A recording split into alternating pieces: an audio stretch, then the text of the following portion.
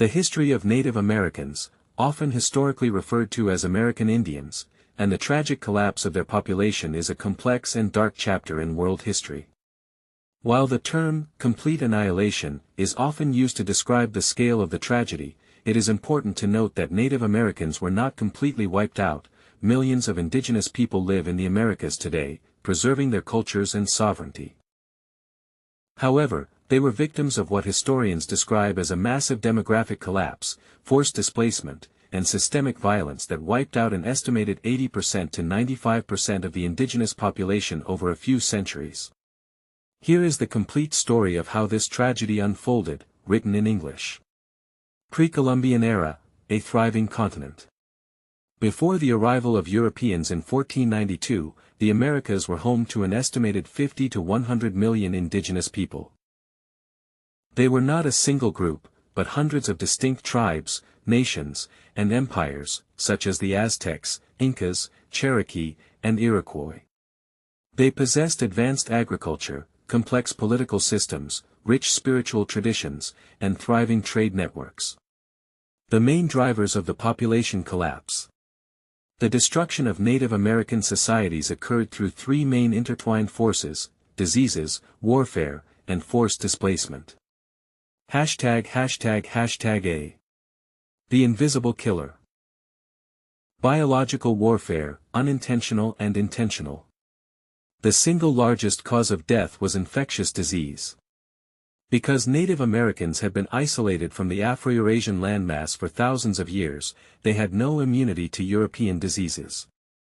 The epidemics *** smallpox, measles, influenza, typhus, and malaria swept through indigenous communities, often killing up to 90% of a tribe before they ever even saw a European settler.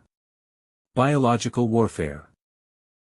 While most outbreaks were accidental, there were documented instances where British military officers intentionally distributed blankets infected with smallpox to native tribes to weaken them during conflicts, e.g., during Pontiac's War in 1763.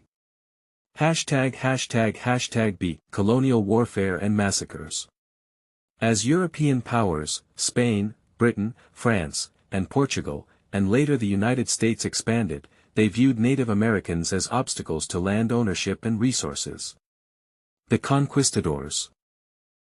In Central and South America, Spanish conquistadors like Hernán Cortés and Francisco Pizarro brutally conquered the Aztec and Inca empires through superior weaponry, steel, firearms, horses, and strategic alliances with rival tribes.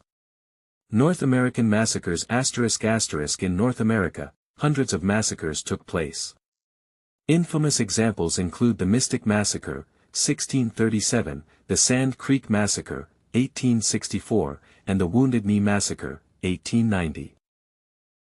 Where hundreds of unarmed native men, women, and children were slaughtered by military forces.